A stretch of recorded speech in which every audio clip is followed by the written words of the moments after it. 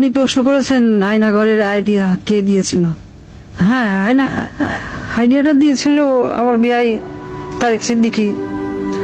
সেই সবকিছু করেছে। গুলি করে মারার দরকার কি? ক্রস ফায়ার দিলে বেশি লোক জানাজানি হচ্ছে, সমালোচনা বেশি হচ্ছে। সেদিন থেকে শুরু হলো এই নতুন পরীক্ষামূলক পরিকল্পনা। একটা ছোট্ট ঘর, 3.5 ফিট বাই 3.5 ফিট। ওইখানে নিজের কোথাও ভালোভাবে শোনা যায় না। হ্যাঁ, আমরা প্রথমে কিছু বিরোধী নেতাকে তুলে আনলাম, বিএনপি, জামাত, ছাত্র শিবির, ছাত্রদল, কিছু সাংবাদিক। ওদের দেখা হলো সেই আয়না ঘরে। প্রথমে কয়েকদিন ওরা দেয়ালে ঘুষি মারতো। আমাকে ভিডিও কলে দেখানো হলো, ভিডিওতে আমাকে দেখানো হলো ওরা দেয়ালে ঘুষি মারতো, দল্লা ঠেলে বেরোনোর চেষ্টা করছে। তারপর কিছুদিন দেখি শুধু উপরের দিকে তাকিয়ে থাকে।